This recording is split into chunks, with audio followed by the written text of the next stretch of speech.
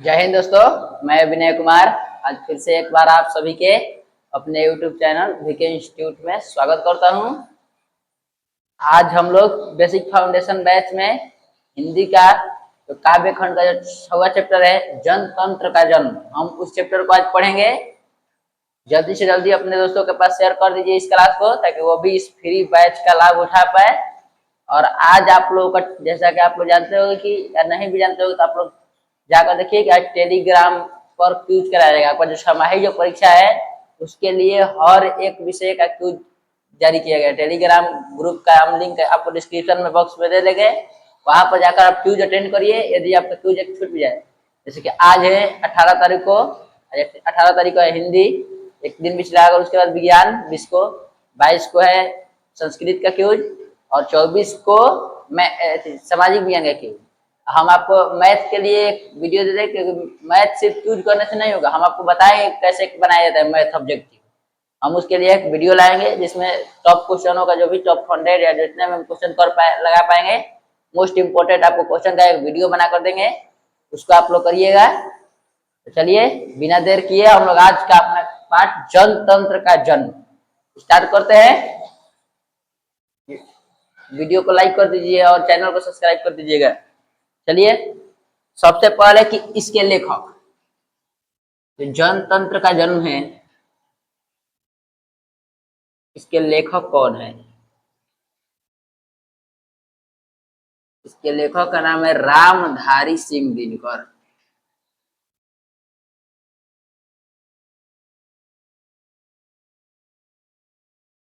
रामधारी सिंह दिनकर,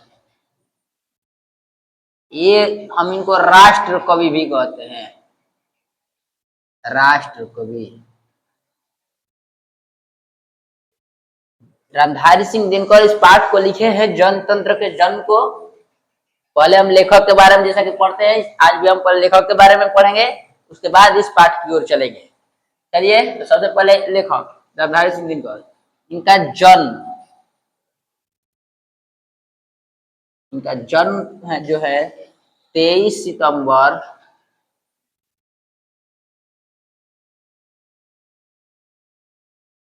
1908 ईस्वी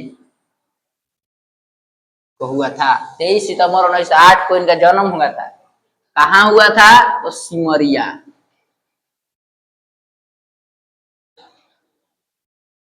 अपने जो बेगूसराय जिला है ना, सिमरिया बेगूसराय,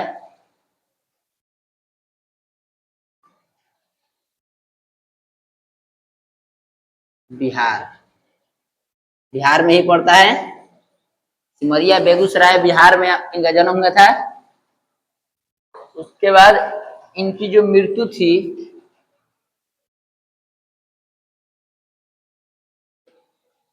24 अप्रैल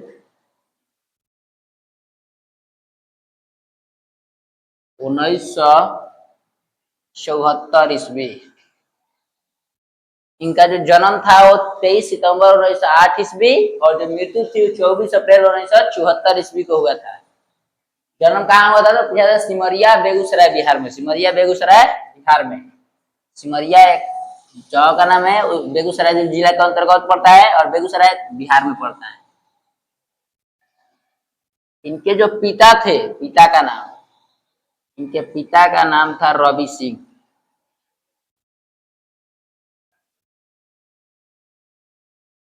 जो माता थी मनरूप देवी। मनरूप देवी। अब देखिए, यहाँ तक कहेंगे माता थी मनरूप देवी और पिता थे रवि सिंह। अब इनके शिक्षा के बारे में डिस्कस करते हैं। इनके जन्म मृत्यु हो गया। शिक्षा जो हुआ था, प्रारंभिक शिक्षा इनके घर पर ही हुई थी। प्रारंभिक जो शिक्षा थी वो घर पर ही हुई थी। ये जो मैट्रिक की परीक्षा दिए थे, वह थी मोकामा रेलवे हाई स्कूल से 1928 में मैट्रिक की परीक्षा पास की थी।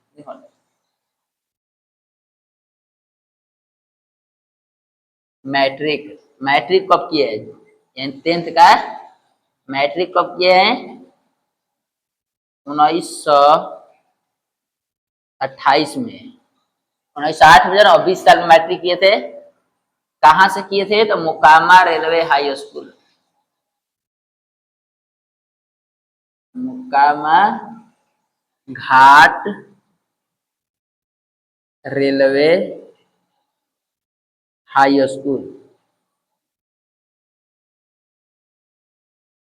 इसी स्कूल से इन्होंने अपनी मैट्रिक की परीक्षा दी थी, Mokama Ghat railway high school से। और इन्होंने बीए किया था, बीए ऑनर्स हिस्ट्री से, इतिहास से। किस विषय से किया था? इतिहास विषय से। इतिहास विषय से इन्होंने बीए बीए किया था। कहाँ से? पटना कॉलेज से। 1932 में पटना कॉलेज, पटना कॉलेज। अब इनकी शिक्षा हो गई। अब इनके बारे में हम बात करेंगे कि इन्होंने क्या क्या रचना की, कहाँ पर ये प्रोफेसर थे। यहाँ तक आपको उम्मीद करता हूँ समझ में आया होगा। चलिए अब हम आगे बढ़ते हैं। यहाँ तक के बाद यहाँ एक बार देख लीजिए कि इनका नाम रामधारी सिंह दिनकर, इनको राष्ट्र कवि कहा जाता है। इनका जन्म 23 सितंबर 1908 ईस्वी को हुआ था, सिमरिया बेगूसराय बिहार में। मृत्यु 24 अप्रैल 1974 को। पिता का नाम रवि सिंह, माता का नाम मनरूप देवी। और मैट्रिक की परीक्षा 1928 में Mokama Ghat railway high school से इन्होंने दिया था। और बीए ऑनर्स किया था इतिहास से 1932 में पटना कॉलेज से। चलिए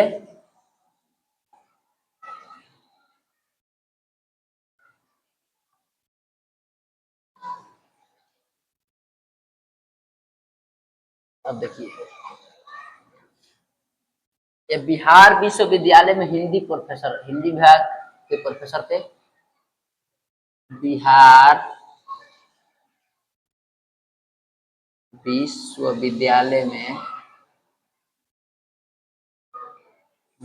हिंदी के प्रोफेसर, बिहार विश्वविद्यालय में हिंदी के प्रोफेसर।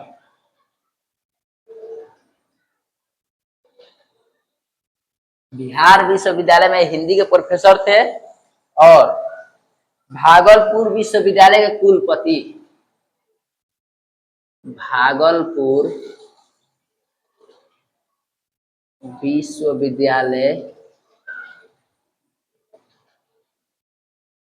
के कुलपति।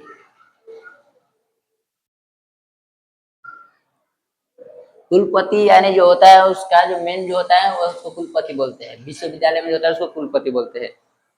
अब इनकी रचनाएं हैं, जो इन्होंने जो बुक लिखी है वो सभी हम देखेंगे। रचनाएं, सबसे जो प्रसिद्ध जो रचनाएं है, उर्वशी,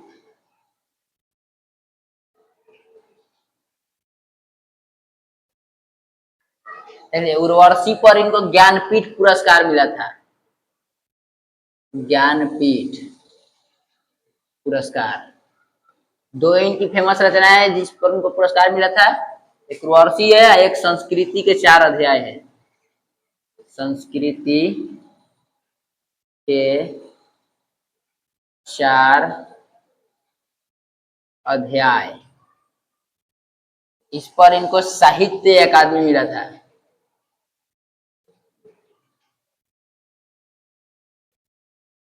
साहित्य अकादमी पुरस्कार मिला था। ये 2 पुरस्कार इनको मिले हैं। देख लीजिए, देख लीजिए, इनको याद करने का तरीका है कि छोटा वाला का छोटा, जैसे उर्वशी छोटा है नो, ज्ञानपीठ छोटा वाला, और बड़ा वाला का बड़ा वाला।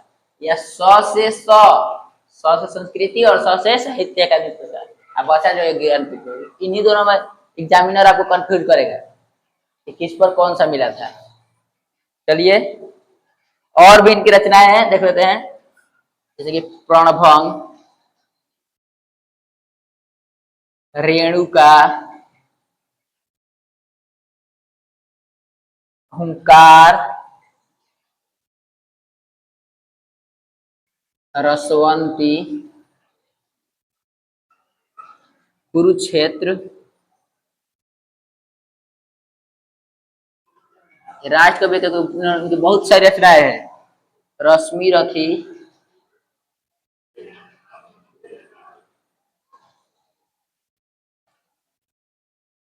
रश्मि रथी, नील कुसुम,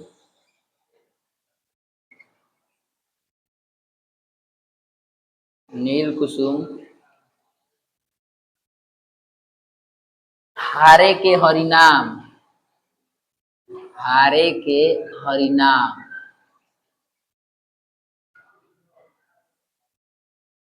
अर्धनारीश्वर, और नारीश्वर।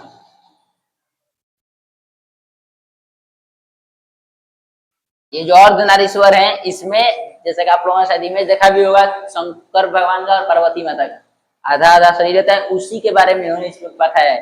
ये आपको 12th में जब जाएगा तो इसमें आपको हिंदी के चैप्टर में पढ़ने को मिलेगा।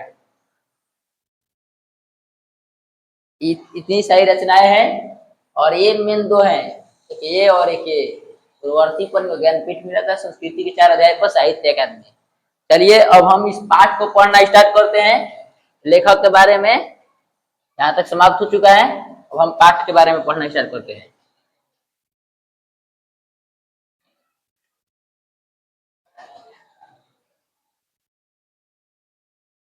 देख लीजिए, ये पाठ का नाम है जनतंत्र का जन्म। जनतंत्र, जन यानी होता है कि जनता या जनता, जन यानी जनता या लोक, लोक में जनता, तंत्र यानी होता है शासन। यानी जो इसमें इन्होंने कल्पना किया है कि अब जनता का शासन होगा। अब किसका होगा? जनता का। अब नेताओं का शासन नहीं चलेगा, नेताओं का शासन नहीं चलेगा, अब जनता का शासन चलेगा। इसमें एक सबसे फेवरेट है कि सिंहासन खाली करो जनता आ रही है। अब जनता राजा बनेगी, सिंहासन को खाली करो। चलिए तो हम इस पाठ के बारी बारी से आपको 8-8 लाइन लेकर दिखाएंगे पाठ में, क्योंकि इसमें टोटल 40 लाइनें है, 40 लाइनें आपको बारी बारी से पढ़कर सुनाएंगे। चलिए तो सबसे पहले 8 लाइन, चलिए देखिए आपके सामने स्क्रीन पर आपको दिख रहा होगा। सदियों की ठंडी बुझी राख सुगबुगा उठी है, सदियों की ठंडी बुझी राख सुगबुगा उठी है, मिट्टी सोने की ताज पहन इठलाती है, दो राह समय की रात रथ का घर घर नाद सुनो, सिंहासन खाली करो जनता आ रही है। जो सदियों से जो ठंडी बुझी राख है, मतलब जो जनता जो कष्ट सह रही है, वो अब सुगबुगा उठी है, अब जनता कष्ट नहीं सहेगी। मिट्टी सोने की ताज पहन इठलाती, जो मिट्टी है वो सोने के समान ताज पहन कर इठला रही है। दो राह समय की घर घर नाद सुनो, रास्ता दो, रास्ता खाली करो, समय की घर घर नाद सुनो, मतलब जनता का रथ आ रहा है, उसका आवाज सुनो पहिए का, रास्ता खाली करो, सिंहासन खाली करो, जनता आ रही है, रास्ता और सिंहासन सब खाली करो। अब किसका राज होगा? जनता का राज होगा। पूछा जाता है कि इसमें कवि ने जनतंत्र के जन्म में किसका राज कहने का बात किया है, तो जनता का। अगला जो लाइन है, हाँ हाँ जनता, हाँ मिट्टी की अबोध मूर्ते वही, मिट्टी की अबोध मूर्ते, जनता को क्या कहे? मिट्टी की अबोध मूर्ते, मिट्टी की अबोध मूर्ते। कौन है? जनता। मिट्टी की अबोध मूर्ति कौन है? पूछा जाता है कि मिट्टी की अबोध मूर्ति, कवि ने मिट्टी की अबोध मूर्ति किसे कहा है? क्योंकि मिट्टी के समान अबोध है, जनता को जो लालच दो फुसला लेता है। जाड़े पाले की कसक सदा सहने वाली, मतलब चारा पाला सब सहने वाली, तुम्हारी तरह सुख चैन में नहीं रहने वाली। जब अंग अंग में लगे सांप हो चूस रहे, चारों तरफ से किधरों से नेता चूस रहे हैं, तो किधरों से पुलिसकर्मी अधिकारी चूस रहे हैं, जनता को यही नहीं होता है यार। वही बोल रहे हैं कि अंग अंग में लगे सांप, यानी नेता और अधिकारी को बात कर रहे हैं। तब भी न कहीं मुंह खोल दर्द कहने वाले, तब भी अपना दर्द कहीं व्यक्त नहीं करती है जनता, वही जनता है, मिट्टी के समान जो रहती है। समझ में आया होगा, उम्मीद करता हूँ ये 8 लाइन। अब इसके बाद का लाइन लेते हैं हम।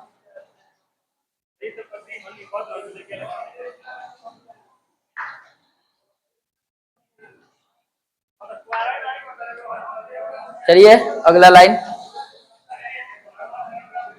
जनता, हाँ, लंबी बड़ी जीभ की वही कसम, लंबी बड़ी जीभ की वही कसम, जनता सचमुच ही बड़ी वेदना सहती है। यानी जनता सचमुच में बड़ी दुख सहती है। सहती है कि नहीं सहती है? सही कह रहा है, जनता सच में बड़ी ही दुख सहती है। इन्होंने कल्पना किया है नवीन भारत का कि हमारा माने भारत में सॉरी जनता का शासन हुआ।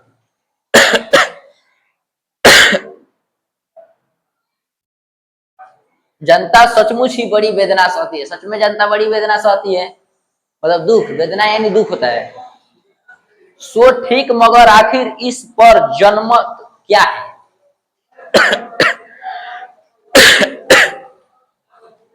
सो ठीक, मगर आखिर इस पर जनमत क्या है? आखिर इस पर जनमत क्या है कि है प्रभु, है प्रश्न गूढ़, जनता इस पर क्या कहती है? या आखिर जनता इस पर क्या कहती है? जनता का शासन होना चाहिए कि नहीं होना चाहिए? एकदम होना चाहिए। जनता का ही शासन, तो हम लोग, वैसे तो हम लोग लोकतंत्र में ही जीते हैं। हमारा तो भारत में लोकतंत्र शासन है, क्योंकि हम ही जिसको वोट देते हैं वही सरकार में चलाता है। इसलिए हमको अपना सोच समझ कर वोट डालना चाहिए।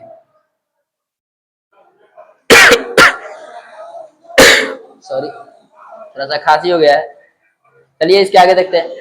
मानो जानता हो फूल जिसे एहसास नहीं, मानो जानता हो वह फूल जिसे एहसास नहीं, जब चाहे तभी उतार सजा दो लो दोनों में।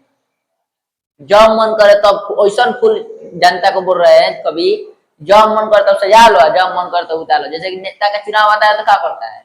जनता को भगवान बना देता है कि भगवान है मेरे लिए, जनता है, सब कुछ है। जब चुनाव जीतते उसको नौकर बना देता है। अब फूल किसे कहा है?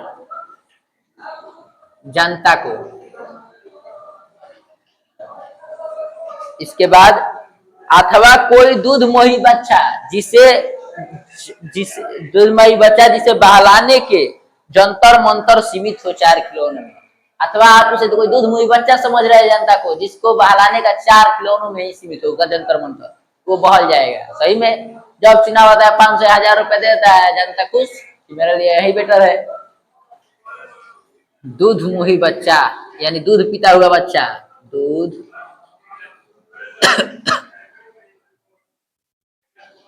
कौन है? जनता। तो कैसे पूरा 4 खिलौनों से? कभी कह रहे हैं कि आप उसको दूध मुही बच्चा समझ रहे हैं कि जो 4 खिलौनों में जिसका जंतर मंतर सब कुछ में सीमित है, उतना में वो पहुंच जाएगा। जिसका फुसलाने का जो वो 4 खिलौनों में ही सीमित हो। चलिए अब इसके बाद की लाइनें हम देखते हैं।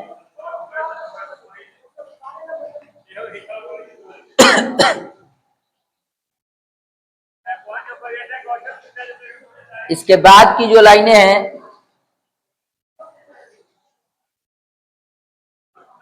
लेकिन होता भूडोल बवंडर बवंडर उठते हैं, लेकिन होता भूडोल भवंडर उठते हैं, जनता तब को पाकुल हो भिरकटी चढ़ाती है।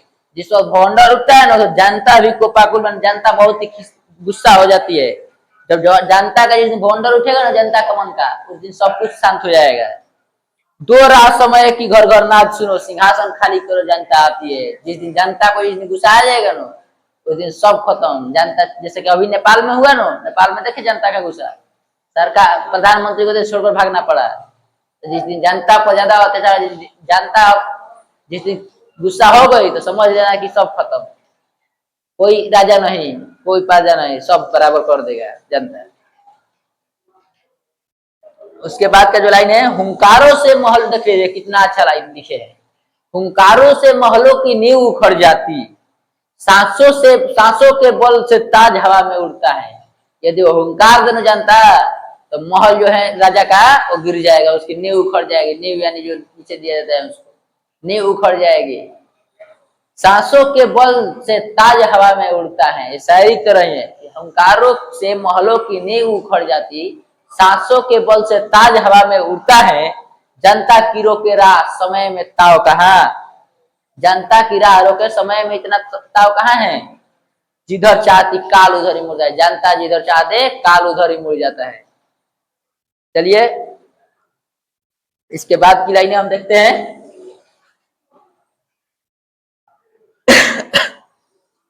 इसके बाद की जो लाइन है, अब 2 शताब्दियों सहस्त्रवाद का अहंकार अंधकार बीता, गवाछ अंबर में दहके जाते हैं। यानी अब 2 शताब्दियों, जो भी सैकड़ों वर्षों का और सहस्त्रों यानी हजारों वर्षों का, सहस्त्र यानी होता है हजार, सहस्त्र यानी हजार, हजारों वर्षों का जो भी अंधकार है वो मिट चुका है। यहाँ और नहीं कोई जनता के स्वप्न, अजय चिरते तिमिर का वक्ष उमड़ते हैं। यहाँ और कोई नहीं अजय कि जनता के ही राज है, जनता अगर चाहे देनो तो सब कुछ कर सकती है। सबसे विराट जनतंत्र जगत का आप पूछा, सबसे विराट यानी बड़ा, विराट यानी बड़ा, जो भी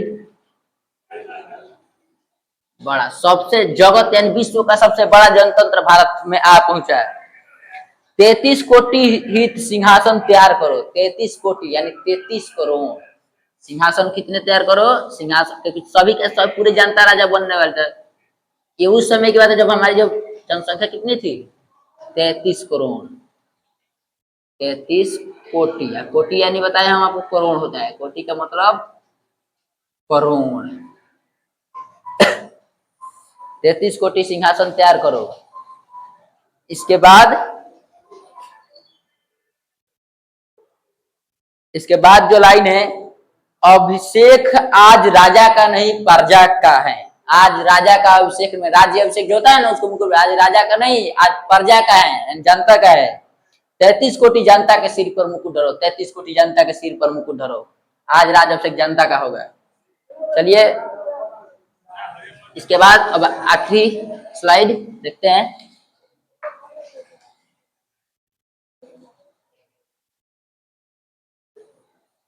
आखिरी देखते हैं, आखिरी है, आरती के लिए तू किसे ढूंढता है मूर्ख, आरती के लिए तुम किसे ढूंढता है, मंदिरों में, राजप्रसादों में, तहखानों में, मंदिर में तू आरती के लिए कहाँ ढूंढता है, मूर्ख बोले हैं। जो भी मंदिर में ढूंढते हैं मान भगवान को, उसके मूर्ख बोले हैं कवि।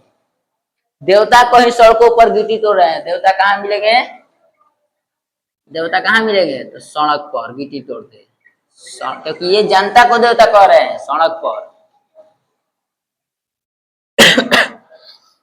खेतों में, खेत खलिहानों में। उसके बाद है गिट्टी तोड़ रहे हैं, देवता मिलेंगे खेतों में, खलिहानों में, खेत खलिहानों में। पूछा जाता है प्रश्न कि जनता कहाँ, देवता कहाँ मिले, कवि के अनुसार देवता कहाँ मिलेंगे, सड़क पर कहीं गिट्टी तोड़ रहे होंगे और खेत खलिहानों में काम कर रहे होंगे। उसके बाद बोले आखिरी लाइन में कि फावड़े और हल राजदंड बनेंगे। जैसे राजा का कोई दंड होता है ना, राजा यानी जो भी राजा अपने पास है तो उसको राजदंड बोलते हैं राजतंत्र में। तो फावड़े और हल, तो किसान अगर देवता है, देवता कौन है, किसान, तो किसान अगर देवता बनेगा तो उसका राजदंड क्या होगा, राजदंड, फावड़ा और हल। फावड़ा यानी कुदाल और हल। 2 राह समय की घर घर नाद सुनो, सिंहासन खाली करो जनता आती है। 2 राह समय, सिंहासन खाली करो जनता आ रही है। चलिए उम्मीद करता हूँ कि आपको ये पूरा पाठ समझ में आया होगा, और इसे यदि अच्छा लगा हो तो शेयर करिए और चैनल को सब्सक्राइब कर दीजिए, अपने दोस्तों के पास शेयर करिए और टेलीग्राम क्यूज ग्रुप में जुड़ जाइए ताकि आप भी क्यूज अटेंड कर पाए। चलिए आज के लिए इतना ही।